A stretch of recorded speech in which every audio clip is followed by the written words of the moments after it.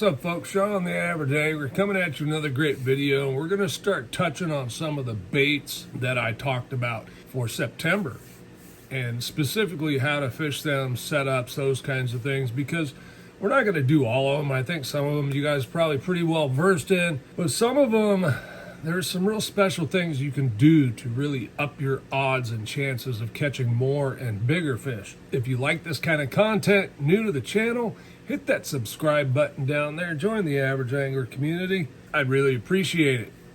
All right, so we are going to talk today about the LV. Rattle baits, same thing, okay? Here in California, Clear Lake specifically, that Lucky Craft LV 500 is a lake favorite. The fish just seem to favor that bait and a couple other ones, but that seems to be the prime one.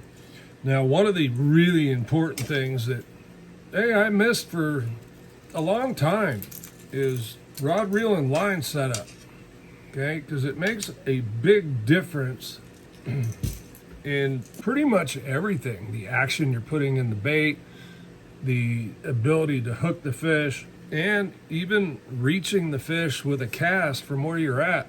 One thing I found is that it can be very crucial to make a very long cast to the fish. It could shut down the feeding frenzy, it could get them to move, all kinds of different things. Most likely it just shuts the school off from busting on the bait, and in turn shuts off our bite.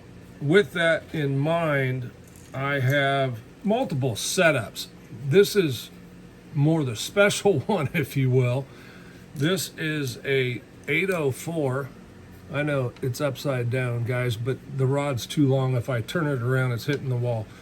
This is an 804 Powell crankbait, okay? 8-foot moderate fast action, 10 to 17 pound test, quarter to 2 ounce.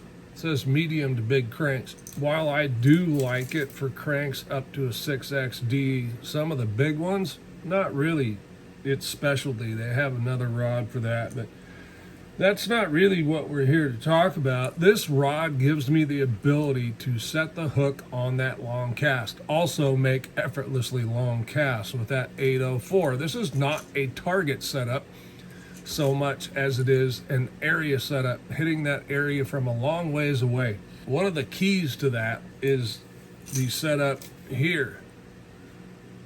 And you will see I've got braid to a fluorocarbon leader. Okay, the fluorocarbon leader, right now it's a little on the long side. It's probably about 8 feet. I just want to keep it out of the reel. I may get on the water and find I need to shorten it up, but this will allow me to retie several times throughout the day without tying a new leader on. Okay, 15-pound fluorocarbon, 30-pound braid.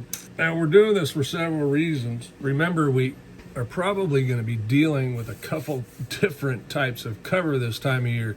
We're really looking for those fish as they move up shallow. This is what happens in the fall. The shad come back up shallow. They will get trapped in areas, and these fish will just annihilate them for days on end.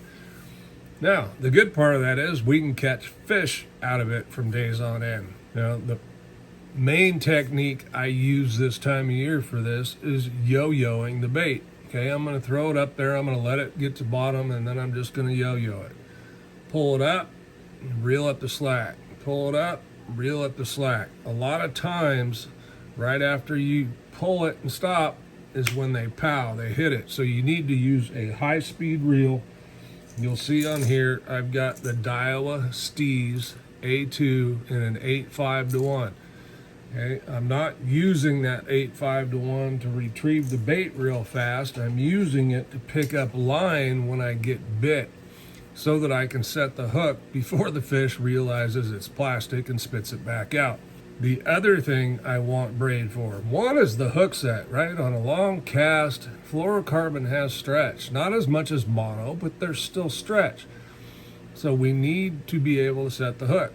Now, the reason I'm going with leader instead of straight fluorocarbon is because I'll also fish this in rocks, and braid is not real friendly to rubbing around on rocks.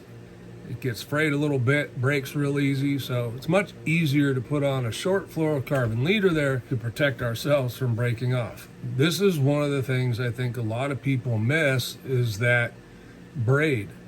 Okay, and I'm throwing a small diameter braid. I don't really want to impair the action of the bait or the sinking of the bait. I want that bait to be able to get down with lighter braided line.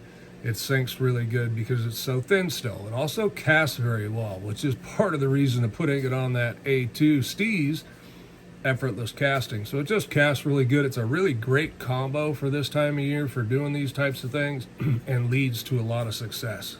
Okay. Now the other technique I may use at times is burning it, much like yo-yoing, except we're going to burn it with the reel and then kill it. Burn it with the reel and kill it.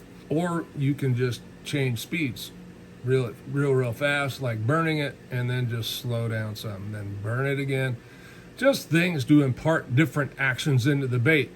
Most of the time, if they're schooling, I'm throwing to a targeted area, right? So I've got this 20-foot circle or whatever it might be that I'm trying to get bit in. The other alternative is working the bait, going down the bank, casting to certain areas. And if I'm in closer and fishing around docks and these kinds of things, I'm going to go to a 705 crankbait rod. 705 is a heavy action, where this is a medium heavy, so I'm going to be using fluorocarbon on that one. I just like it much better for accurate casting. I just seem to cast better with fluorocarbon. It's a personal thing. I know some people like straight braid, all that kind of stuff. That's fine too. I prefer fluorocarbon. That's what I do. I use a 705. I also step down to the 7-to-1 because I'm working the bait a little bit different. I don't necessarily need the high speed gear ratio on the reel. In that case, I'm going to use the 7.1-to-1 Daiwa SV Tatula. It just covers a lot of the mistakes I make when I'm making shorter casts to targets, okay? Sometimes I overload the rod tip, hit the trolling motor with the bait, all kinds of different things that I'm sure nobody else has experienced. That's my alternative. Those two difference in the length of the rod, the actions are different. We're trying to team it up. The main thing I wanted to let you guys know, put some light braid on this long distance spinning casting rod for the schooling fish with that LV500 or whatever other brand you use, the red-eyed shad, the freaking TN70, the TN60, the Uruku shad. There's tons of them out there. Pretty much everybody has one. Get out there and fish yourself, rattle bait this fall, get on a school of fish, and catch a ton of them. I'm Sean, the Average Angler. Thanks for watching. We'll see you on the next one.